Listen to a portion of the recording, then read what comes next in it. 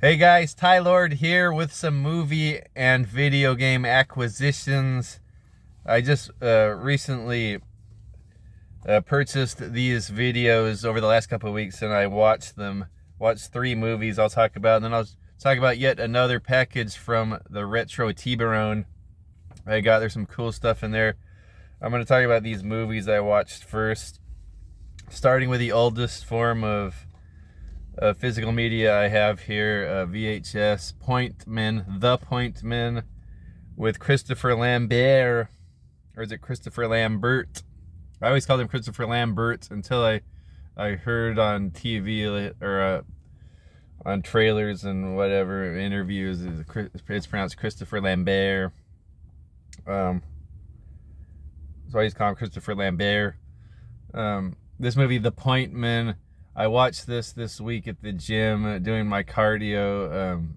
Really cool espionage, kind of a thriller movie. It almost feels kind of like a slasher horror movie, like an espionage movie. Reason why I was intrigued by this was because it was directed by John Glenn, who directed every single Bond movie in the 80s, all the way from For Your Eyes Only to License to Kill. There was 5 Bond movies in the 80s he directed, and I love all of them. 3 of them with Roger Moore, 2 with Timothy Dalton. One of them, Living Daylights, had Miriam Dabo was the main Bond girl, and she's actually plays one of the characters in The Point Men. So what this movie is, it's a group of these special agent like point men. There's a group of them. Christopher Lambert is one of them. There's several other guys. Miriam Dabo is one of them. His wife or his girlfriend that's pregnant is one of them. So that kind of builds the suspense, and there's a few other fellas in there. They're trying to take down this Palestinian terrorist. They've been looking for him. They finally catch him on the street, and they're about to blast him, but Christopher Lambert notices like something about him isn't right. Like, no, don't kill him. It's not the right guy. Don't kill him. But then his partner shoots the guy anyway. And then there's a big cool shootout. Christopher Lambert gets shot. All of his men, his wife is the one sort of coordinating it on the radio. Like she's giving him heads up on like with a radio. They have these special radios. They put in the console of their car, and she talks to them. Not really important to the movie, but all of their team. I think the one guy that shoots the terrorist, the supposed terrorist, that guy gets killed. It's his buddy, because all of a sudden a bunch of terrorists come out, and there's a big shootout, and Christopher Lambert and his lady get away. Miriam Dabo gets away. So his director and everyone back at the CIA or whatever it is, whatever agency this is, that they think that they killed this terrorist. The terrorist is played by this guy. His name is Vincent Reagan. I've seen him in other movies. He's a really handsome guy, really cool actor. Like, I was thinking maybe this guy has some swagger. Like, he could be this guy could probably be James Bond. This Vincent Reagan, like, he's really smooth with the ladies, really imposing guy. Like his presence is really imposing. He plays like an evil bad guy in this, but I could actually see him playing a James Bond. This guy here, but Christopher Lambert and his team. So they all Christopher Lambert is recovering, and all of his team, they're I think that Christopher Lambert gets in trouble because he's the one that said, no, don't kill him. He's not the right guy. Christopher Lambert kind of saw like the guy had fear in his eyes, like it was some guy that just had plastic surgery to look like this terrorist. And it ended up turning really not being him. The real terrorist had plastic surgery to make him look like this. And now this guy's it's almost like a slasher movie after this. This guy's going around killing everyone on Christopher Lambert's team. And he kills them all in different ways. Like, he keeps picking them off one by one.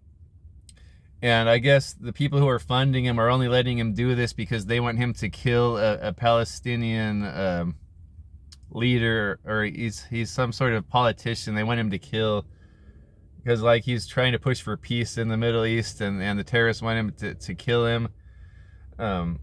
But they're only letting, but this guy's condition is he wants to kill everyone on Christopher Lambert's team. So he goes through a lot of, probably most of them. I don't want to give too much of it away, but he kills them all in different ways. Even like he follows Miriam Dabo. She goes on vacation to like some exotic, pretty location. I forget where it is, but he meets up with her on the beach. Like he turns into this charming guy, like too good to be true. Like he just swoops in on her at the beach, and he's like, he notices the novel she's reading, and he knows the author of it, and he starts talking about movies that author has been adapted to movies. Movies adapted by that author. Like he's a movie buff. Like she's really taken in by him, and he knows how to cook. He takes her back to his apartment, or to her apartment, and he's cooking. Like he's like Mr. Perfect. Then he ends up killing her. They are always a little bit too late. Christopher Lambert, you cannot take me off of this case. These people are my family. I need to track down the killer. They're trying to give Christopher Lambert an office job, but he's just always trying to find this killer. He knows he's out there, but they don't believe him. Like, no, we killed that guy. He's dead. No, he's still alive. And they go, what, do you think this guy's a ghost? No, he's still alive, and he's killing all of my family. The members of my team are my family. Pardon me. Anyway, I see a lot of cool like James Bond references in there. Like first off, directed by John Glenn, and then Miriam Dabo's in there, and then Christopher Lambert has a PPK with a silencer, so that's kind of Bond-esque. At the end of the movie, there's a cool chase scene, and it really looks like it's out of like For Your Eyes Only. Like Christopher Lambert even kind of looks like Roger Moore. Like he's wearing like the same type of clothes. He kind of has the same haircut.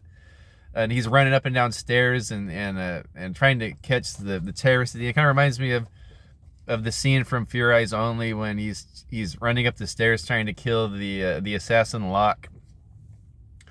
Anyway, I enjoyed this movie. I'm glad I watched it. On to another Christopher Lambert movie I ordered. This for a couple bucks. I found a good price on this one online. I've been wanting to get it. Mostly because it's an Albert Pyun movie who just passed away. I'm a big fan of him. I'm trying to collect as many movies from Albert Pyun as I can. And I'm trying to watch all of the movies I can. I'm down to about 10 to 14. He's done about over 50 movies. And I think I've only haven't seen maybe 10 to 14 of them. Well, here's one I'd already seen, but I wanted to get it on a physical copy. Adrenaline, Fear the Rush, with Christopher Lambert and Natasha Henstridge, the two leads. This takes place in the future. There's some kind of like viral outbreak, and the city's quarantined, and these guys are like essential workers. They're like cops. And there's one guy who's like, I don't know if he's like some form of this virus, but he's a mutant monster. Like he's like a supernatural, like zombie type monster that's going around killing people. Like he shreds them to bits. He's a really savage creature. These guys are kind of like cops, and they're trying to track down this creature. Natasha Henstridge is kind of level-headed, but kind of naive, but she gets the job done. And Christopher Lambert's kind of a bossy old cop. Like, we got to get your act together so we can kill this monster. We have to kill it. They can't get away from the city. And they're about to like, I forget if they're gonna like quarantine the whole city and like blow it up or something. I can't quite remember. It's been a while since I've watched it. I need to rewatch it since I have the DVD. A lot of Albert Pyun regulars, like Norbert Weiser is one of the Weasley cops. It's like a coward, and I think what's his name's in here, Andrew Divoff and what's his name? Is it Nicholas Guest? A bunch of Albert Pyun regulars are in here. I enjoy it. It actually, the way they kind of follow this monster into like a prison, and it kind of reminds me of Resident Evil with like one zombie instead of a bunch of weak zombies. There's this one, and this zombie's pretty smart. Like it'll take their guns and shoot them with their guns. Christopher Lambert gets messed up in this. So does Natasha. Like, they really have a booger of a time trying to kill this monster. Yeah, so I enjoyed that one. Another one here I've been wanting to get this. I found it at Rasputin's, thankfully. Solo with Mario Van Peebles. Surprisingly, I had never seen this one. I like Mario Van Peebles, especially since Jaws. I know he's been in a lot of other great movies, and he's a director too. He directed a lot of great movies, but I've always been a fan of him ever since I was a kid, and I saw Jaws: The Revenge. I liked his character in that. I know everyone knocks that movie, but I really liked Jaws: The Revenge. But anyway, here's one I hadn't seen. I don't know why, because I like Mario Van Peebles, and I like cyborg movies. This is Mario Van Peebles in Solo. Part man, part machine, total weapon. Mario Van Peebles stars as a force of one, Solo, the high-tech adventure about an army android who learns to think and kill for himself. Army's biggest threat since the atomic bomb. Solo is an indestructible android wired to win every battle. But when innocent civilians are torched by his units, Solo discovers he's on the wrong side of an illegal operation. Now the Army's ultimate weapon is waging a one-man war against its own creation. Excuse me. Always makes me cough when I talk like that. Solo here, yeah, he's pretty cool in this. He plays a pretty stiff wooden android, which is what he's supposed to play. Like that's the type of character he's supposed to play. He's really jacked in this. I don't know if that's his normal build or he got super jacked for this, but he's like jacked like almost like a bodybuilder in this. You can see him there, and bald.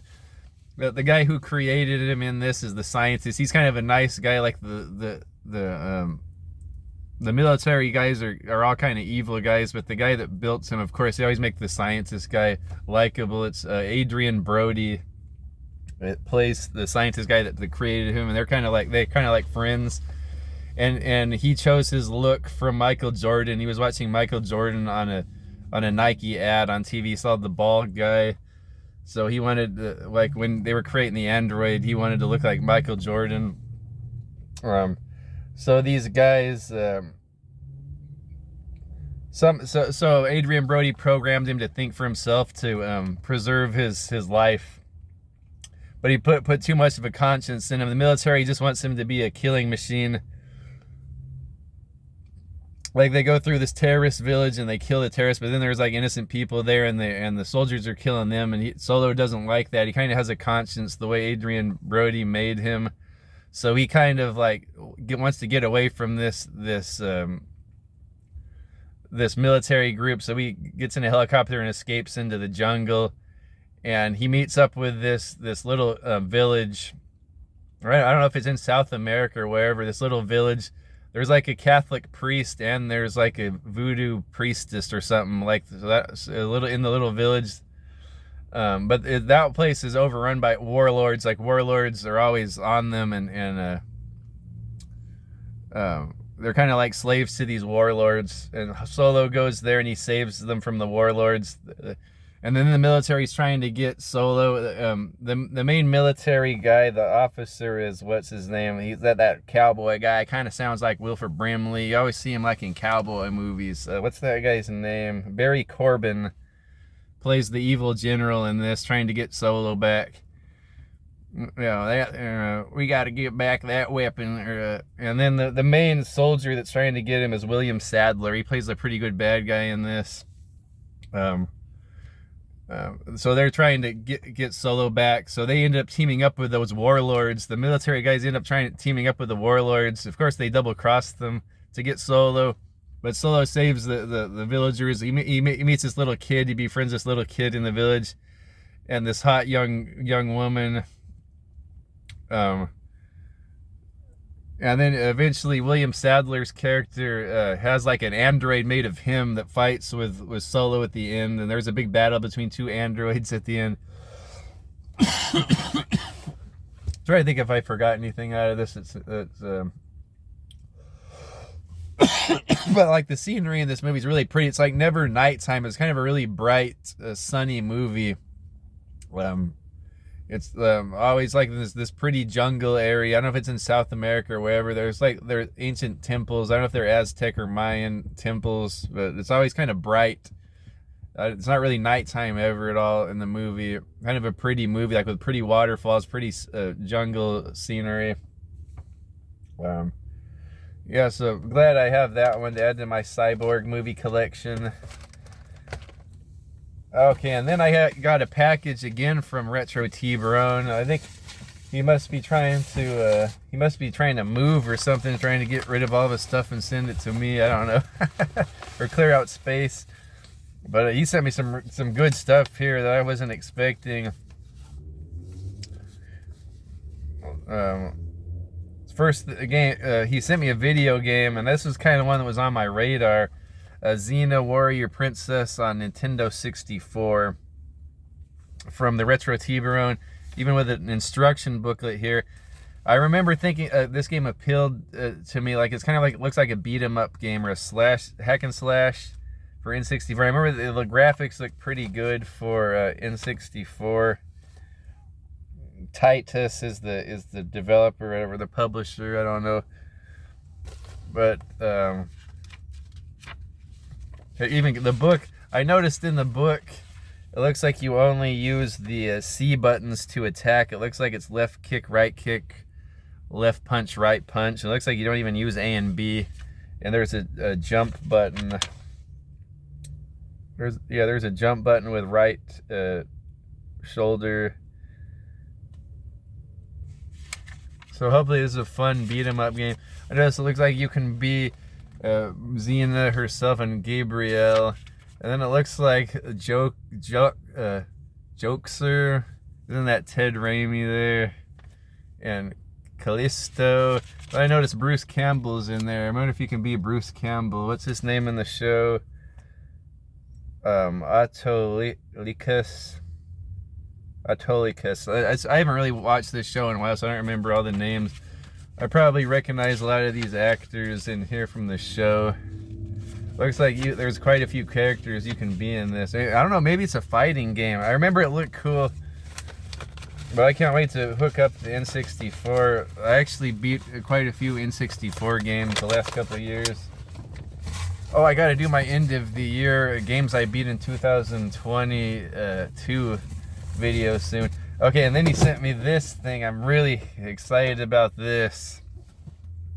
Xbox 360 Elite Edition, Resident Evil 5 Limited Edition, Xbox 360 Elite box. It's the box only, but this is really cool. Something's gonna go up on my shelf on display. I have a nice Xbox shelf at home with all my Xbox boxes. I still have my original Xbox and my 360 and my Series Xbox is all up there. This is gonna go up there with one of my favorite games of all time right here. I wish I would have gotten this back in the day, the actual Resident Evil 5 console, because I freaking love this game. You don't understand how many times I played through this game and beat it. I beat it with a lot of my buddies online and with my brother.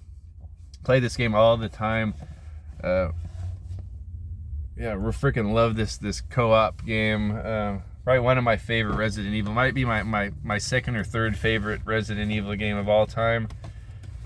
Yeah, really cool to have this case. I don't know where he found this. He may have mentioned it to me, but I don't remember where he got that. I already forgot how to open this. Looks like he has stuff in there. Oh, here we go. Yeah, he sent me more of these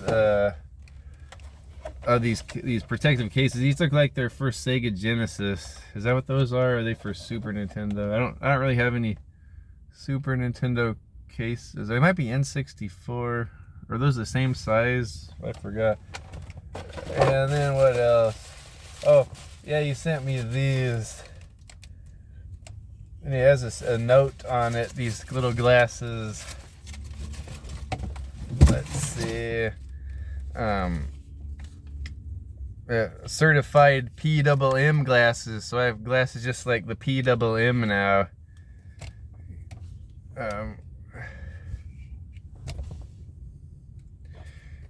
Let me have some of my iced coffee here, guys. Who the hell is this guy pulling up on me? This guy's driving through this parking lot, parking next to me like he owns the parking lot. There's other places to park. Why do they always park by me? Man, I hear this movie's really good, Solo. I think it's a sequel to Star Wars. I hear Harrison Ford is great in this. Really great movie. I'm really excited to see this movie. I hear Harrison Ford reprises his role as Han Solo in this. I hear it's really good. I can't do a good impersonation. I can't talk as fast as him. What else? Is that it? Yeah, I guess that's it for now. I just want to do a little midweek movie pickup deal because I actually found quite a few things and watched a few things. Because I don't know if I'm going to make another video this weekend because it's Christmas and all that. So I'll be with the family and the immediate family and the and some of the in-laws. So I don't know if we're going to be doing anything. I'll be making any videos this weekend. So I thought I would make one right now. So let me know if you guys are interested in any of those movies and tell me if that, talk to me about Xena. I know my buddy Aaron from Aaronetic, Aaronetic, was his name just Aaronetic? Now it used to be Cybernetic. I know he's a big Xena buff. Go check out his channel Aaronetic. He's got all kinds of videos on Hercules and Xena. Also Bruce Lee. A lot of cool Bruce Lee related material. He's a big buff on Bruce Lee and Xena and Hercules. Also Tekken. Really great Tekken videos from him. Check out Aaronetic. I forgot to mention him. Well, when I got that Xena game, I thought about him because he's into the Xena. He has a lot of Xena content. Aaronetic Slayer, I think he's called now. Yeah, I'll put a link to the description. I'll put a link to Mario's in the description and the PMM, since I have his glasses now. Part man, part machine, all weapon. Okay, enough. 23 minutes, all right.